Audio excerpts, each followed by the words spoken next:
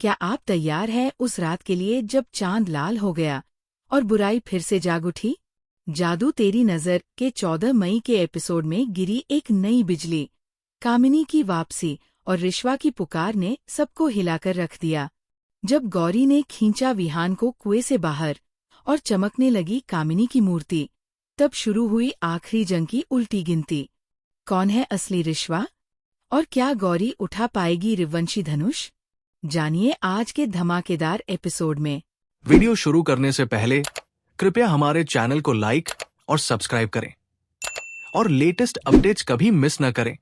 इसके लिए bell icon दबाना न भूलें। अब चलिए वीडियो शुरू करते हैं। एपिसोड की शुरुआत एक धमाकेदार मोड़ से होती है। गौरी कुएं से विहान को बाहर खींच लाती है। तभी कामिनी की मूर्ति चमकने लगती है, जिससे सभी स्तब्ध रह जाते हैं। गौरी खुलासा करती है कि कामिनी 1 घंटे में जाग उठेगी और रक्त चंद्र का पूर्ण होना निकट है। विहान गौरी को गले लगाता है, जबकि प्रथम वंशी परिवार को चेतावनी देता है। कामिनी की वापसी निकट है और अब अच्छाई व बुराई की अंतिम लड़ाई शुरू होने वाली है। शारदा सवाल करती है कि वे कामिनी से कैसे लड़ेंगे। प्रथम वंशी ऋष्वधनुष का जिक्र करता है, एकमात्र अस्त्र जो कामिनी का अंत कर सकता है। गौरी घबराई हुई विहान को डांटती है कि उसने मूर्ति पर हमला क्यों किया। उसे डर है कि वह विहान को खो देगी।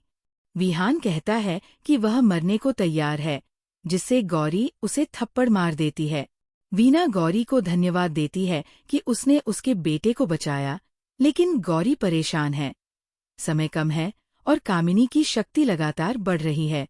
पूरा परिवार खुद को युद्ध के लिए तैयार करता है। उधर हर्ष को सिया से पता चलता है कि केवल रिश्वा, चुनी हुई योद्धा, ही कामिनी को हरा सकती है। लेकिन इसके लिए साब मणि की आवश्यकता है, जिससे धनुष में शक्ति आएगी। सिया बताती है कि रक्त चंद्र की ये रात बेहद महत्वपूर्ण है और उन्हें मणि तुरंत लानी होगी। घर में गौरी परिवार की एकजुटता देखकर भावुक हो जाती है, लेकिन वीना चेतावनी देती है। कामिनी की सबसे बड़ी ताकत उसकी चालाकी है। दादी गौरी को दिलासा देती है कि उनकी एकता ही उनकी शक्ति है। वही रश्मि याद दिलाती है कि कामिनी पहले भी लौट चुकी है।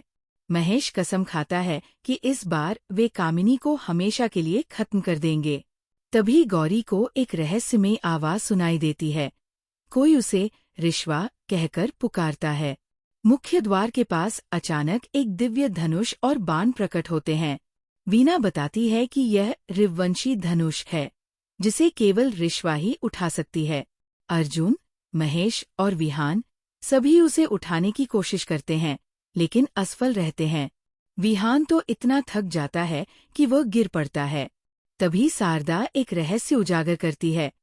केवल एक महिला, सच्ची रिश्वा, ही इसे उठा सकती है।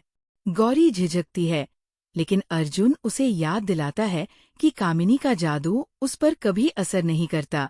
उसके पास तो वो जादुई अंगूठी भी है।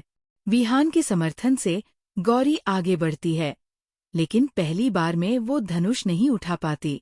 कामिनी की मूर्ति अब जागने लगी है और इसी बीच हर्ष व सिया साब मणि को पाने की दौड़ में लगे हैं। आसन्न खतरा देखकर विहान दरवाजा बंद कर देता है और कहता है, अब ये मेरी लड़ाई है, मैं किसी को मरते नहीं देख सकता। पूरा परिवार उसे रोकता है, लेकिन वो अडिग है। सभी की आंखों में डर और चिंता है, क्योंकि अब अंतिम युद्ध बहुत पास है।